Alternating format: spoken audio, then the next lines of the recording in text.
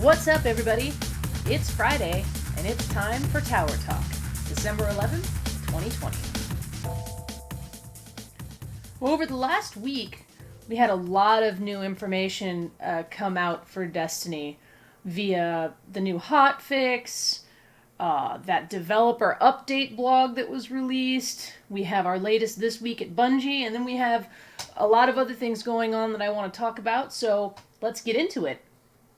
First up is Hotfix 3.0.1.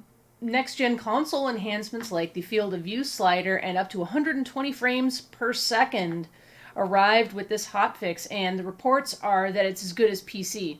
I've seen a lot of people talking on Twitter, and these are people, by the way, that have played Destiny on PC. You know, maybe they have cross-save going or whatever, and they've fired that up on their Xbox Series consoles, on their PlayStation 5s, and they're saying it's as good as PC, so that is pretty exciting, and I have to tell you, that's one of the first times I've felt more serious about acquiring a next-generation console sooner rather than later. But, of course, I'm not going to jump on it just yet, but it's really good information going forward, both for us Destiny players and just console players in general. If that's the result we're going to get, that's great. And I look forward to joining all of you all with your FOV sliders and your delicious, delicious frames at some point. Also, they added the ability to get bounties via the companion app. And just remember, everybody, as long as you're offline, in the tower, or in orbit, I believe the one exception to that is Hawthorne.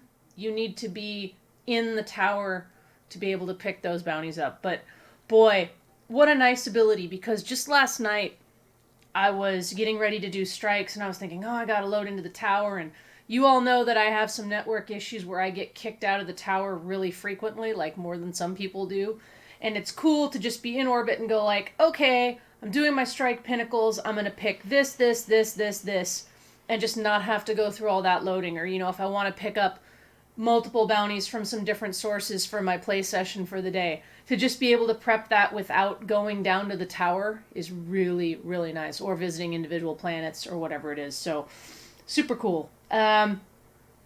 Also, with the new hotfix, the Prophecy Dungeon is once again available and free to all players of Destiny 2. Powerful rewards may be earned from each checkpoint once a week, and completing the dungeon once a week will allow you to obtain a pinnacle source. So Prophecy Dungeon is, I believe, the last of our pinnacle sources that was missing.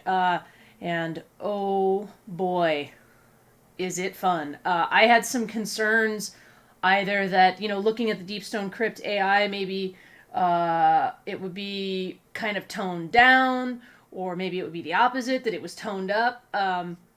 Nope, it's just like I remember it, if not better, to be honest.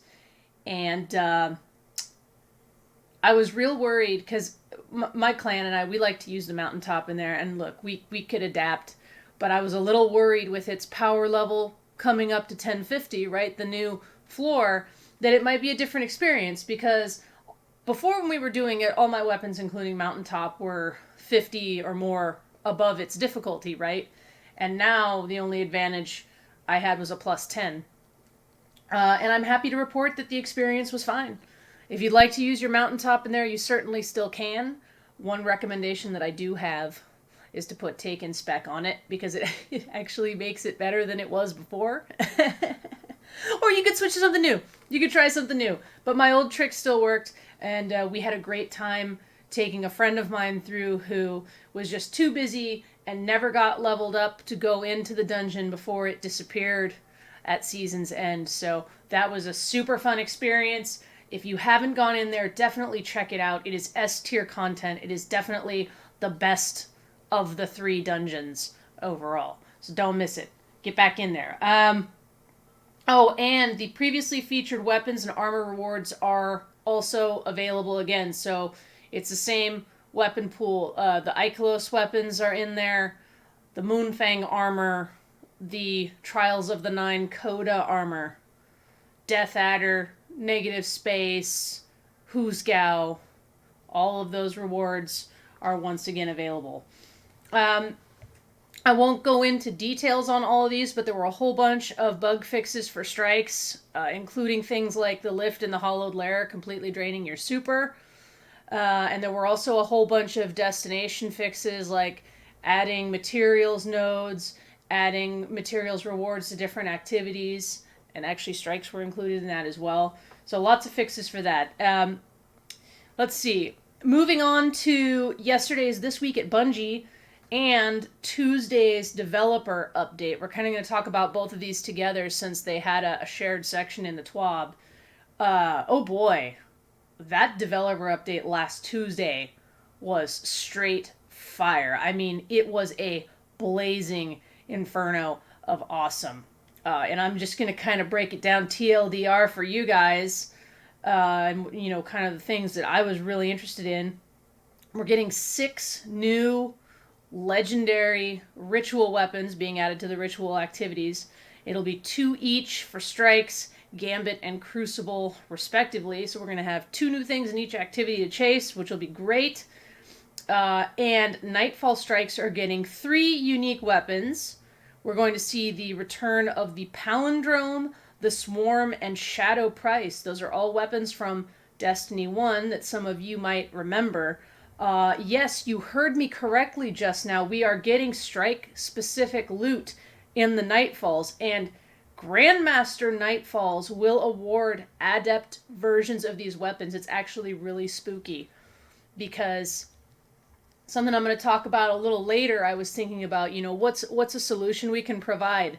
And I talked about strike-specific loot, and I talked about maybe Nightfalls being the vehicle for that, and bang, here it is. So I felt kind of big brain there for a minute, because me and the team at Bungie perfectly aligned. I must have been getting their vibes, right? Oh man, it's so great. Another big one for me, Transmog will be coming in season 14, and they said more details on that later. Still no discussion about cost. You might remember that it was already revealed that silver would be one of the currencies for Transmog. So I would say, being that this is cosmetic and being that silver is one of the revealed currencies, that bright dust will be the other. And you all know I have some concerns about how much bright dust they're going to want, or how much silver they're going to want. But hey, I am fully willing to spend some money on silver to get all the armor ornamented that I really do like to wear, that I can slap on any piece that's got good stats. You know what I mean? Slap it on and enjoy it. Get my vault significantly cleaned out, because I must have anywhere between 45 and 60 slots of armor that I really don't need the physical armor. I just want to be able to wear that appearance. So I'm willing to put up some cash. I'm willing to put some support into the continued running of the game if it means I can clean up my vault and easily wear things, that it's really about the way it looks and not what numbers are on it. But we'll see. We'll see. I'm being cautiously optimistic about that aspect of it. I'm still excited for it, though, because no matter how it turns out, the idea that I can wear my favorite Moonfang armor's appearance forever, that alone makes me very, very excited about Transmog, however else it turns out. DDoS protection for Destiny 2 players on all consoles will be coming in Season 13, so next season. I believe that's going to be in February. And that would be nice, because I have definitely, especially in Crucible, been hit with DDoS by sore losers before. So, looking forward to getting rid of that. The Vault of Glass raid returns in Year 4. Yes, this is Year 4, so they're still not giving us a season target. But the Vault of Glass will be returning, and I'm really looking forward to that, because the Vault of Glass is one raid that I had experience with back in Destiny 1. I always really, really wanted to do the Vault of Glass, and I even got fairly far into the Vault of Glass with five people, me and 4 friends, but we couldn't quite do some of it. I was not nearly as good back then. And I'm just, now that I have a full team of 6, I'm really looking forward to being able to not just revisit the Vault of Glass, but actually finish it. It was always great. I loved the atmosphere of the Vault of Glass. I mean, yeah, Wrath of the Machine, King's Fall definitely were better raids, but Vault of Glass had a setting and a storytelling and an experience that I have never forgotten. And I do think that that's why Vault of Glass is up first. And it does remind me of something I wanted to talk about, which I've seen that the terminals on the moon are starting to display Venus and have some location names underneath. And there's been a lot of speculation that we're not just getting the Vault of Glass, that we're actually getting Venus, or at least part of Venus, back along with the Vault of Glass. And I think that's a great idea, because that is something I actually would love to see and did not think would be in the cards. And now look, I don't want to read too much into this. The Venus thing could just be hinting about the Vault of Glass. But since we already knew the Vault of Glass was returning, it's kind of strange, right? Like, there was a lot of speculation about would we enter the Vault of Glass from a different location, like Nessus or whatever. And I don't know. I'm starting to think, I'm with some of these people. I'm starting to think that Venus is going to return. And I think maybe that's why our actual launch window for the return of the Vault of Glass is still vague, because I think they're working on up-resing and detailing Venus along with that other part of the Cosmodrome to get ready for its return. So that's great. And speaking of the other part of the Cosmodrome, our 2 strikes, the Fallen Saber and the Devil's Lair, one of my favorites, are coming in Season 13. So next season, in February, the remaining part of the Cosmodrome and its 2 strikes are going to return. And I'm curious, because let's see, that's the Plague Lands, right? And that's where a lot of the Siva stuff was at. So, like, is the Siva stuff still going to be a thing? I think it's going to have to be. And it makes me think we're finally going to be dealing with the return of Siva in Season 13. If you think about it, big brain stuff, right? Because we have some unresolved things there. Definitely do. This was a cool piece of news. Legendary and Master Lost Sector rotation will be expanded to include the Lost Sectors on the Moon in Season 13. And there will be 3 new pieces of exotic armor to chase. So I'm guessing 1 for each class. I think this is a great move. I like these exotics being aspirational behind the Lost Sectors. I like that you have the choice to either grind the easier Lost Sector, and it wasn't that much of a grind, or you can really go big brain and do the Master Lost Sector and have that better drop chance and feel accomplished for, achieving that difficulty. So keep that part of it up, Bungie. I think that it's excellent. I look forward to doing the Moon Lost Sectors, because I already really like those. Doing the Moon Lost Sectors as part of this. Especially, what is it, K1 Revelation, the 4th one? Oh my gosh. On a high difficulty with burns and all kinds of stuff, that's going to be excellent. It's going to be an excellent challenge, so really looking forward to that. And then I moved this one to the bottom. They actually discussed this way up in the middle, but I wanted to save this tender morsel for last. I got so excited about this that I actually felt a little faint when I realized what I was reading. I heard it from my friend on Twitter first, and then he threw the developer update link at me, and I read it. Crossplay between all platforms is coming in 2021. So I would assume this is going to be around the time that we get Season 13. But yes, you heard me correctly. If you're on Xbox and all your friends are on PlayStation, it's not going to matter anymore. If you're on either of the consoles and you got 5 friends that play over on PC, you and your 5 friends are going to be able to play together. And it's such a huge prospect for me because, I mean, just the people that I know from the company where I work, there's a large number of them that are either on PlayStation or PC. And they will be able to join in the fun with us. We're going to have a better chance to run raids, to do all kinds of things and help each other because those walls are going to be coming down, friends. Those walls are going to be coming down.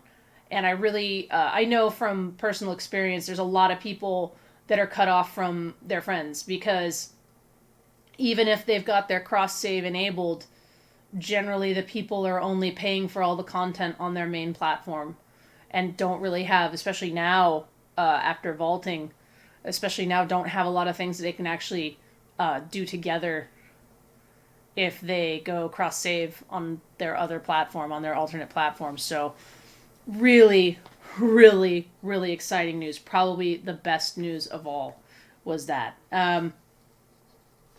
We've also seen the return of Hawkmoon, and I always remember coveting that weapon in Destiny 1. I never had it.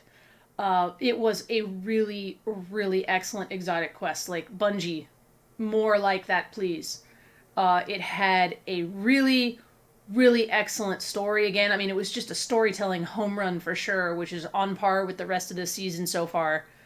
And I loved the traversal of that area that you entered after the Hollowed Grove Lost Sector, right? The sort of the jumping puzzle, and I liked how you kind of did it once and got your feel for it, and then when you went back in the second time, it was like harder, and like I especially remember the part we had to jump onto that little tiny pipe. I noticed they use that trick again where the pipe looks really dinky, but there's actually more for you to stand on there that's invisible.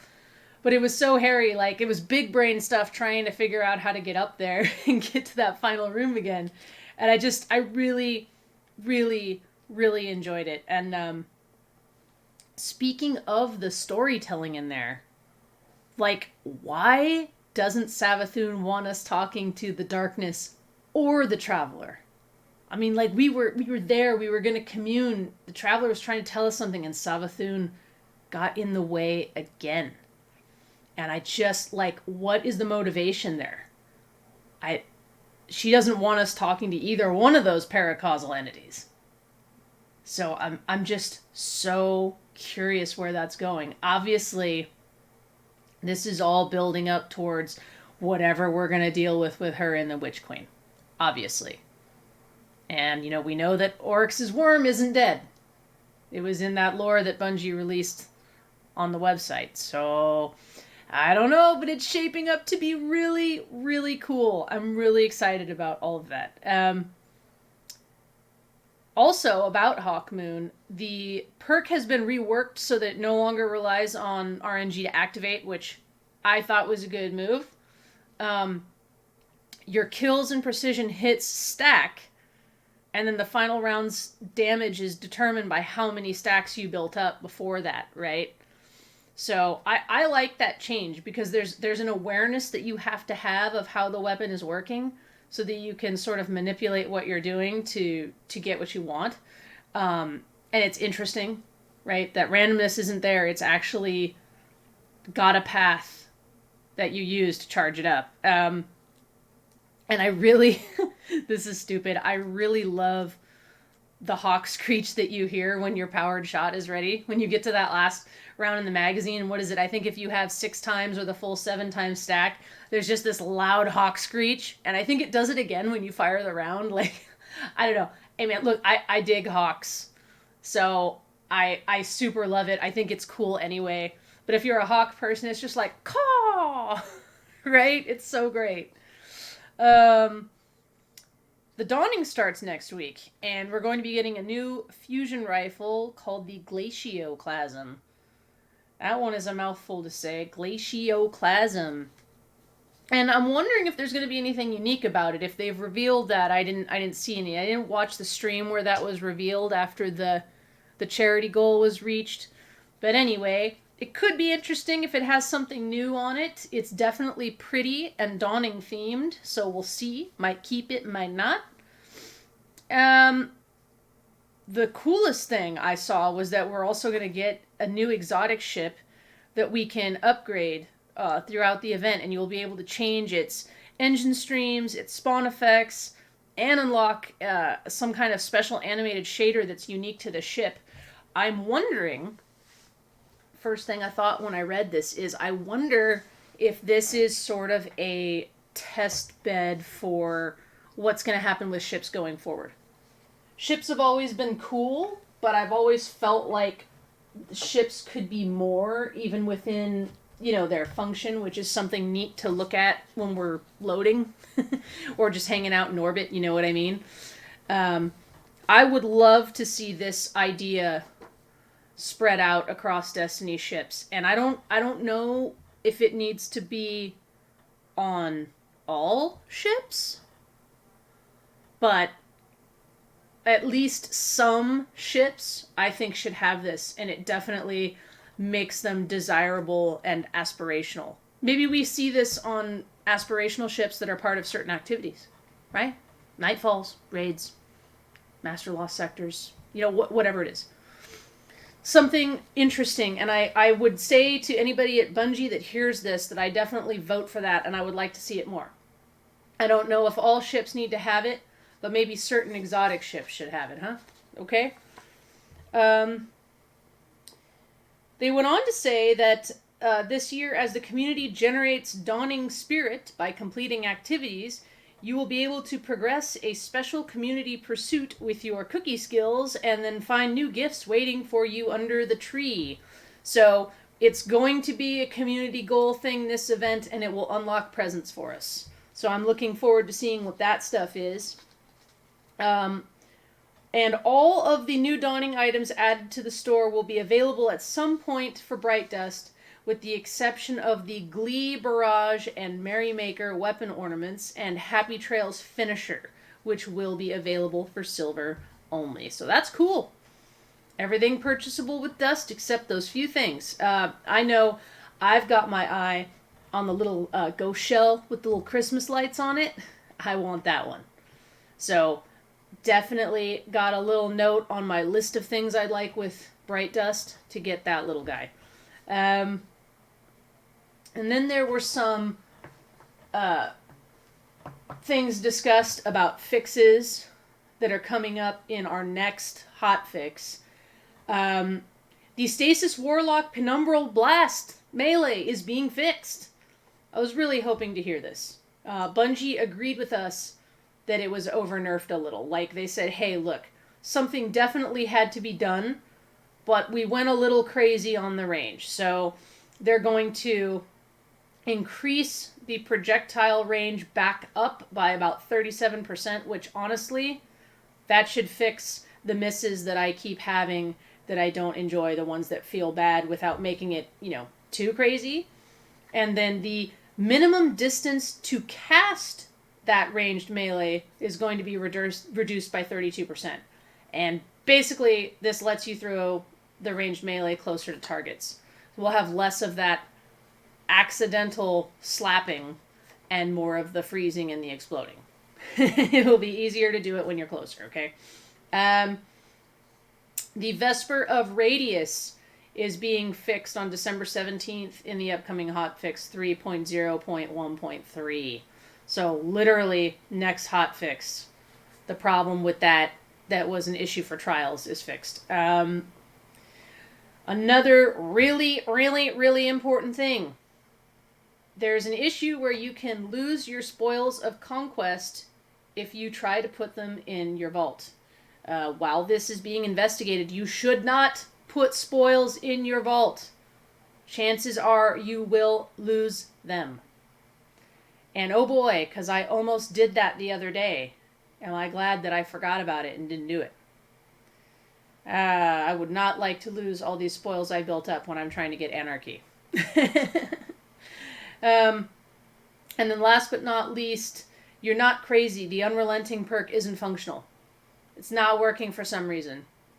So if you have something with it that you were thinking of junking because it just never procs, I don't know how this works, it's broken. So hold off, let them fix it. They're looking at it right now, but they don't have any dates yet for when that will be fixed. All right, so that's going to do it for the TWAB and the dev update. Next up, I want to talk about a video. Sweaticle from Clan Redeem posted a video titled Destiny 2 is not sustainable for content creators anymore. And it's really, I don't really want to talk about the video specifically so much as a comment on it that got my attention. A commenter on there said, quote, Bungie needs to stop looking at the casual player base. The game is supposed to be a heavy grind looter shooter. Sorry, man, you're wrong. Because all of those, quote, casual, unquote players are the reason that this game keeps going and has a population. If you shut them out, they stop playing, and your precious game is dead. A balance needs to be struck. It's as simple as that. For the health of the game, a balance needs to be struck. And we've discussed before that Bungie is dedicated to being inclusive and not exclusive when it comes to Destiny. I think a lot of us knew that this period after the first Vault and Sunset would be kind of hard because so much would be gone and we have to build up to sort of the ongoing ecosystem from here. Like, this is the bottom floor and we're working our way back up. But there's, a lot of good happening in the game right now. That's the start of the direction we need to go in. The answer is not to make the game harder or to make it require a 40-plus hour a week grind. That just ain't it, man. And I don't disagree with what Sweat had to say. He has a really good point about, what is happening for people that are content creators. The fact is, though, people that play as much as he does, and for a living, are like 2% or less of the population. They aren't the ones floating the game, and they aren't the majority of the people playing it. You know what I'm saying? So, that said, Bungie agrees that the initial reward pool for this release was too small. And they are already expanding the rewards team to get more loot created for us to chase, which is great. And the ideas that I had to address this are mostly already on their way to being implemented starting next season with the Nightfall loot and the Grandmaster Adept loot. I really would like to see Nightfalls have a chest like the Deepstone Crypt final chest. The idea that I had was, like, if you've already acquired loot from the Nightfall, right? Like, say you already had Palindrome, right? Maybe there's a currency you get from completing Nightfalls on Legend or higher.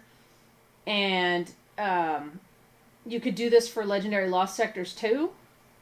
And, you get to the end of the Nightfall and there's that chest and you can, go after anything that you've already acquired the natural way. Just to chase rolls and stuff. I think that would be really, really cool.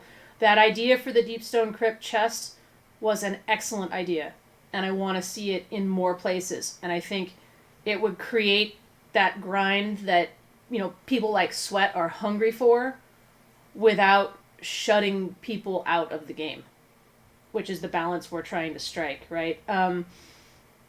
And overall, more selectable difficulty across activities, both base and seasonal. And then I said special adept versions of loot and ornaments for beating high difficulty content. And you can see they're already doing that with the Grandmaster Nightfall. There's going to be adept versions of those three weapons they were talking about. So you can see we're heading in a great direction. That's another place where I was like really in tune with Bungie on that. So it's great. There was another thing that I saw, which on Twitter somebody said, should content be focused so everyone can obtain everything, or should there be some content that is kept to players that have the time to sync? The answer is both. Yes to both. But I want to break down what I mean by that, which is that gatekeeping content is a bad idea in general.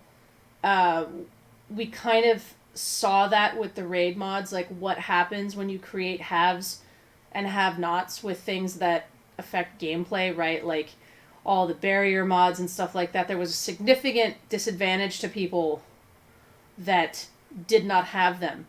And Bungie has been pretty clear that that's not the environment they want to create.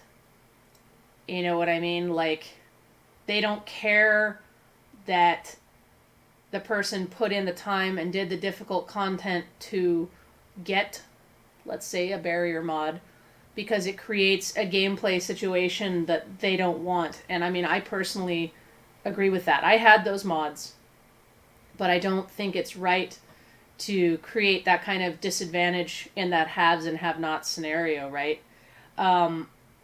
Everyone should be able to get all the things with a reasonable amount of time and effort. And so again, I say, I should not have to play like a career streamer to get a hold of all the things. But should I have to invest a more significant chunk of time that's reasonable? Yes, I don't have a problem with that. So that's why I'm saying, like, I actually agree with both points. Everyone should be able to obtain everything with a reasonable amount of time and effort.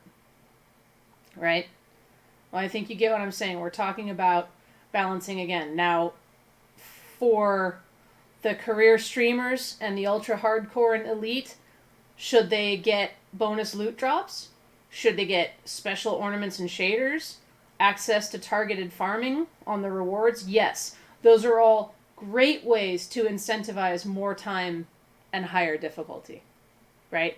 We just don't want to do it arbitrarily. There are ways for Destiny to have both accessibility and a rewarding grind that is not exclusionary. Okay, so that's what I'm getting at. Let's see here. I also had another idea, which is that I would like to see the core activity vendors, so we're talking about like Zavala, Shaxx, and the Drifter right now, to have vendor rank up rewards that kind of worked like the obelisks did in Season of Dawn. Like, you grind the activity to level up the vendor for special rewards that are only available from that vendor, right? Like, I think that would be super cool. And it might just be special shaders, ships, weapon skins, maybe access to a special role on a certain weapon or something. But I think that could be pretty fun. And that idea kind of came from a couple of other tweets that I read, people's ideas, and it just sort of came together in my brain that it's like, yeah, because we talk about vendor refresh. Wouldn't it be cool to do it like that? I mean, it would almost be like the old faction rally. Or not faction rally, but I mean the old faction vendors. You know what I mean? I think there's some potential there for that kind of thing too. And Bungie, I hope you hear us on that one. That's another grind that you could give people that doesn't really affect the game or its accessibility, but it's a grind that's there for people that want it, that gives them some reward that's cool. Right? Of course, the elephant in the room with a lot of this, especially when we talk about time and effort investment, is sunsetting. I can say for me personally that anything that isn't exotic, like, I'm only going to push so hard because in 9 months, it's trash. I'm throwing it in the bin. It doesn't matter how good it is because it's going to be a dead weapon. And unless I particularly like it and it becomes a favorite because of feel or how it works or whatever, where I would, take it out in a patrol or a strike, I'm going to get rid of it. And I can give you my most recent example of this. My friend was like, oh, I got this God Roll Stars and Shadow. And we were talking about it and we were all looking up, like, where do you get it from? Well, it drops in Crucible. And I'm not, like, I do like the Crucible, but I don't play it very much these days anymore. And it is, like, stressful to earn things in the Crucible. And I remember sitting there thinking, you know what? I'm not going to go in there to chase this because realistically, I'm not going to have it for very long. How much better is it really than the other things that I have that I like to use in there, right? In the playlists where it's valid. So, just sharing my thoughts on that, because there is still that problem when we talk about making things really difficult. For what? Make it really difficult only to have to throw it away. I'm just saying.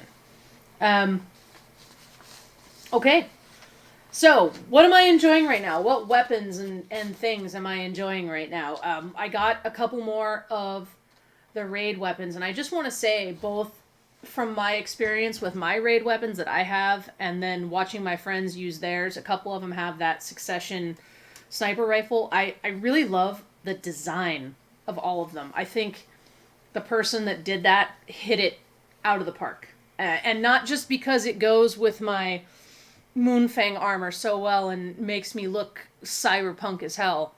But just overall, the design's great. The scopes, the aesthetic, like, I just really love them. And not only that, but they all feel like really special premium loot, like the way their gunplay, let's say, you know, how crispy, how snappy they are, what, you know, whatever it is, their power, their perk combinations, they all feel like really special premium loot to me. And that's how raid weapons should feel. They should feel really good. They should feel at least a step above the other things that you can get. And I don't think that a weapon has to be overpowered to do that. I just think you give them a little better aim assist, a little bit better handling, you know, make the scopes look cool, make, you know, whatever it is, make the perk combinations interesting, and all of a sudden you have this weapon that really feels like the time you put in is justified and rewarding. So, good job to the Bungie team that did the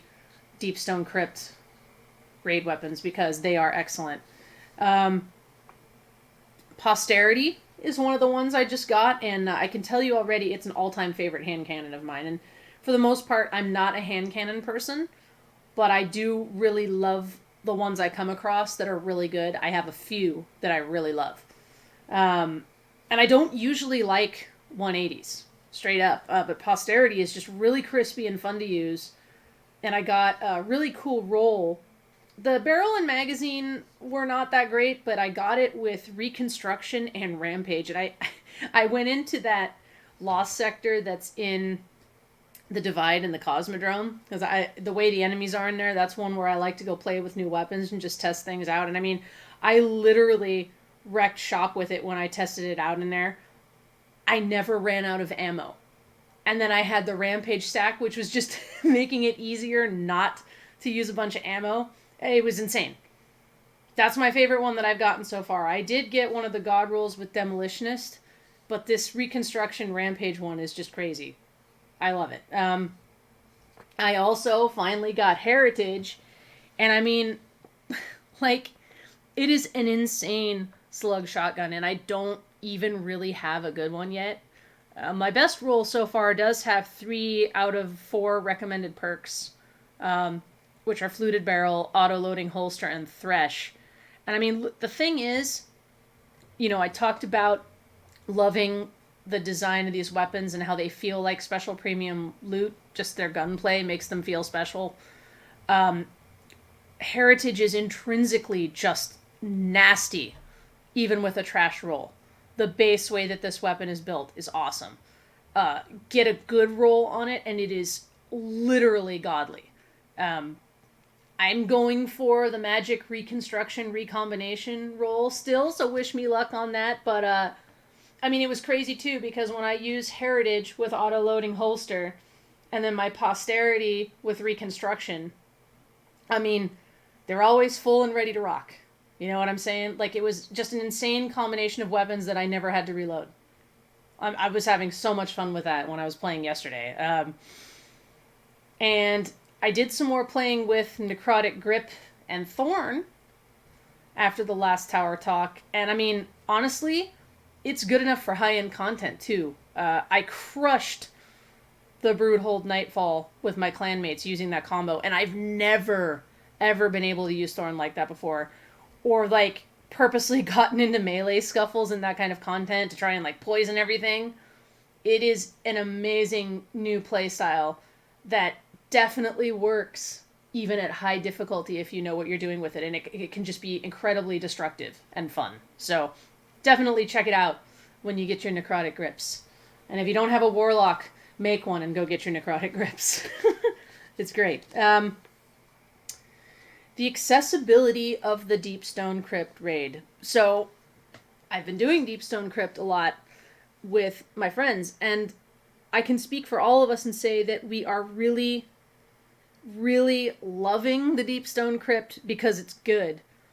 But also, the accessibility of it has been so refreshing to us. I mean, we can do the encounters with 4 or 5 people just by developing our skills to do the mechanics with less people to work with. As opposed to our previous experience with raids, which is just that an encounter flat out requires 6 people with no other way to do it outside of glitching, which has historically been, like, really depressing. Raids should be like this from now on, so that more people can experience them and have fun with them. But that said, there needs to be a hard mode option. I'm going to keep beating that drum, because I like normal being this way. I like encounters functioning in a way that 4 or 5 people can do it instead of just 6. But please, please offer a hard mode. And I mean, honestly, the way Deepstone Crypt is built, hard mode could just be more aggressive enemies and a light level disadvantage. Or put a burn on and a light level disadvantage. Right? Just something, because I know Bungie has said in the past they didn't like doing hard mode because it was like having to create the raid twice. But I think there are things you could do that would not require changing anything. Like, you wouldn't have to do 2 sets of mechanics. It's just that it would be hard in a way that you would have to build your character to be able to survive it.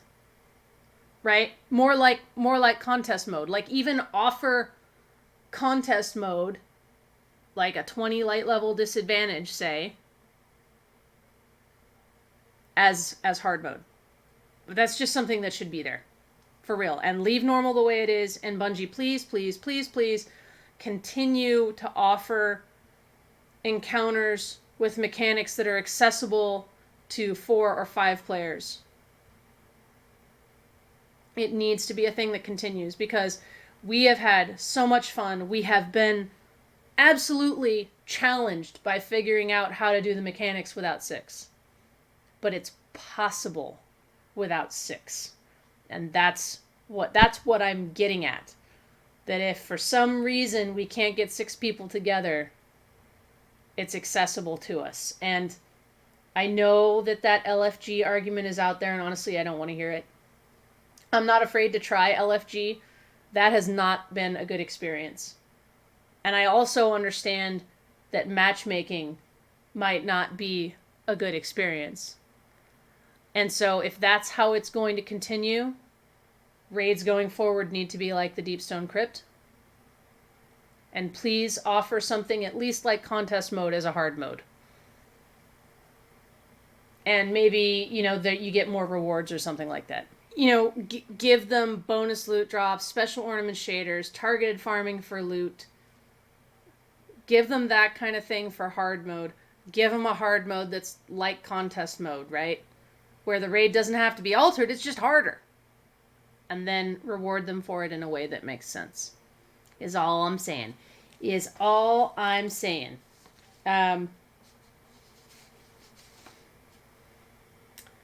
Yeah.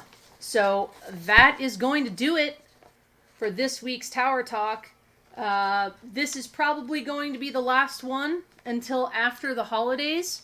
I will still be around streaming and doing stuff. And, if there's any news that comes out that would be worthy of having a Tower Talk, or, I come up with some things I want to talk about that are worthy of recording a Tower Talk, we might. But consider this the last Tower Talk before a holiday break, and if anything changes, I'll let you know. I'll be streaming during that time, so look for me. And happy holidays, everyone. Stay safe. Take care of yourselves. Be excellent to each other. And I will see all of you Starside.